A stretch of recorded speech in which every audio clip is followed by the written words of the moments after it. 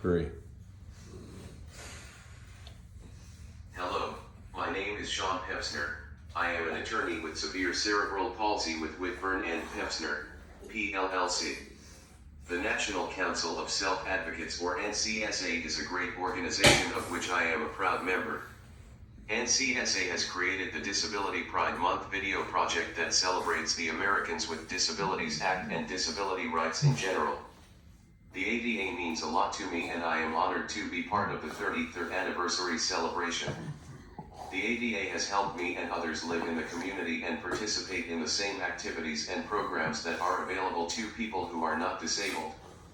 The U.S. Supreme Court's Olmstead decision, 24 years ago, ruled that the ADA prohibits unnecessary institutionalization of people with disabilities, and requires all states to provide community-based services to their citizens with disabilities, in the most integrated settings. I believe that if President George Herbert Walker Bush, and the Democratic and Republican members of Congress who represented us had not passed the Americans with Disabilities Act in 1990, people with disabilities would still be denied their rights to live independently, make their own choices, work in meaningful jobs, and participate fully in our communities.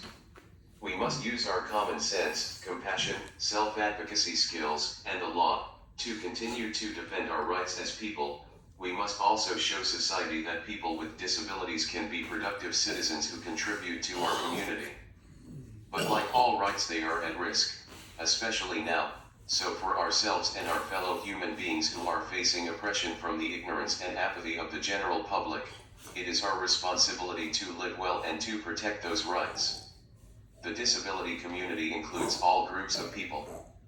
Vigilance is the best effective tool to preserve and advance the civil rights of all people with disabilities to live in and contribute to society.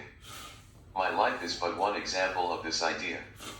There are others who have the same experience of having to continually fight for their civil and human rights throughout their lives. I pray that all who listen to my speech will learn from it. In order to effectively advocate for others, we must first learn how to advocate for ourselves. As Wendell Phillips, an attorney and abolitionist in the 19th century, said, "Eternal vigilance is the price of liberty." I attended the Thomas Hughes School for, quote, crippled children, in Port Arthur, Texas from 1973 to 1978. I advocated to my parents that I should return home to Arlington. Both of them were convinced. Represented by legal counsel, both of them demanded that the district provide me the appropriate services under the Individuals with Disabilities Education Act, or the IDEA. The Arlington School District agreed with their demands, and for the most part, provided me with these services. I was the first student with a severe physical disability to enter the Arlington School District. During this time, public school districts were beginning to implement the IDEA. Even with the full support of my special education teachers, other Arlington School District officials did not share their views. I had to go above and beyond to prove to them that I could handle mainstream classes. It was an arduous journey to get where I am today. It required significant struggle and persistence to overcome the obstacles I faced. Thankfully, I did not have to face these obstacles alone. During my journey, I had assistance from several people in my life, but few were as committed as my best friend, Mark. By helping me to be a vigilant advocate for myself, Mark taught me how to be an effective advocate for others. The story of my friendship with Mark reminds me of my favorite story, The Odyssey, by Homer. I first read The Odyssey when I was an undergrad student. Odysseus finds himself lost at sea, facing a perilous journey, wandering the seas of ancient Greece, searching for his home in Ithaca. Before he could reach his goal, Odysseus had to overcome seemingly insurmountable obstacles in his journey home to Ithaca, like the Cyclops. As a young man, I identified strongly with Odysseus and his journey. I too faced hardships beyond my control. Like Odysseus, I too had my own personal cyclopes that I would have to defeat to achieve my goals. But also, like Odysseus, I had a close companion to help me along the way. When Odysseus becomes shipwrecked on the land of the Phaeacians, the king of the Phaeacians, Alcinous is trying to remember Odysseus from a prior meeting long ago. Upon remembering, Alcinous says to Odysseus, next to our own blood kin, our nearest, dearest ties. Or a friend perhaps, someone close to your heart, staunch and loyal. No less dear than a brother, the brother in arms who shares our inmost thoughts. It is significant that Odysseus has learned to appreciate that certain relationships are much more than merely friendship. The ability to share innermost feelings, sorrows and dreams with someone else requires more than just a friend. The name for this relationship is brother friendship. The one true Alcinous in my life is my best friend, Mark Whitburn. My brother-friend status with Mark serves as a constant reminder of how I should approach my life. Over the 39 years that we have known each other, Mark has instilled in me a sense of self-awareness and confidence that has helped me through countless trials. He has shown me how to truly appreciate my resourcefulness and tenacity to complete any task that I set out to do. His unwavering commitment to our brother friendship gave me great comfort during my daunting journey. Mark and I met in 1984 at Camps Are Optimist for people with disabilities. He served as a camp counselor. Our first conversation lasted for 30 minutes. It consisted of Mark successfully interpreting my speech to understand that I was calling him for us. From that moment on, we had discussions on topics, ranging from my education goals to what Schwarzenegger movie we would watch in a given day. He insisted on talking with me without any help from another soul, not even over the phone. Mark's extraordinary ability to interpret my speech became sacred to our brother friendship. We could share our innermost feelings with each other, without any outsiders intervening.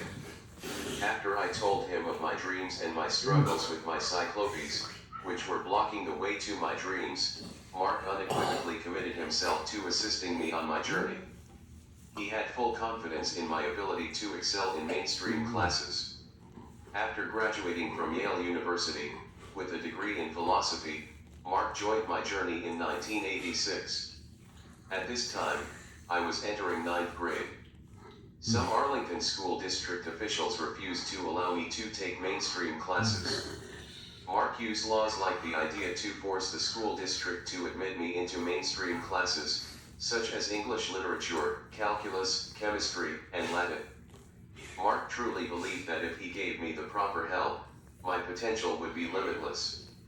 After Mark convinced the district to allow me to take these classes, I decided to take all of them, except chemistry. Even though Mark believed that chemistry was a good fit for my situation, he fully supported my right to choose my classes. I chose to take Latin instead, as Latin interested me more.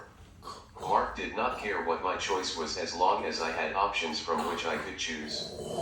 I took honors Latin classes, and my high school bestowed several awards for my high marks in these classes.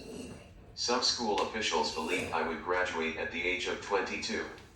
However, I graduated at the age of 19 in the top 20% of my high school class.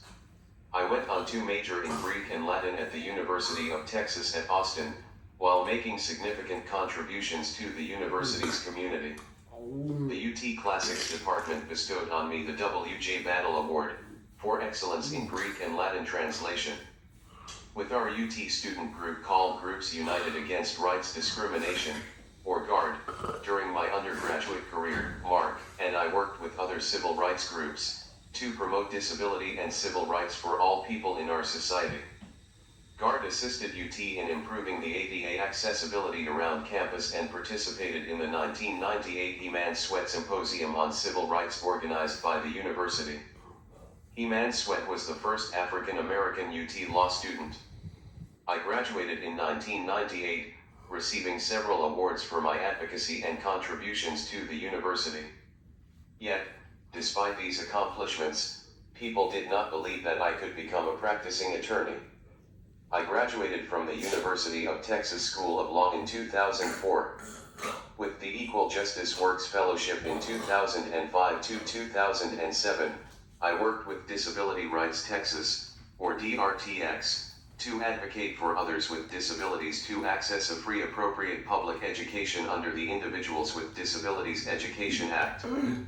I also co-authored and collaborated with DRTX attorneys such as Elaine Roberts, Brian East, and Lucy Wood to create the flexible interactive process manual to educate both employers and employees on the law under Title I of the Americans with Disabilities Act during this time. During this same time, I had to advocate for myself to receive appropriate bar exam accommodations. I had to convince the Texas Board of Law Examiners that quadruple time on the Texas essays was a reasonable testing accommodation under Title II of the ADA.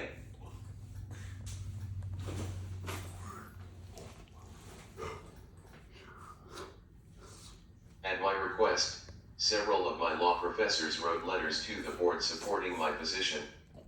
I argued that the UT School of Law granted me quadruple time on all my exams. With the help of DRTX attorneys Lucy Wood and Brian East, the board granted my request. After essentially 2 attempts in passing the Texas bar exam, I passed it. As an attorney with severe cerebral palsy, I have assisted others with disabilities to achieve their road trip goals. You must be your own advocate in life, as only you know your true abilities. All my successes were a result of my hard work and perseverance. It is true that I received significant assistance from my friend, Mark, family, and special education teachers.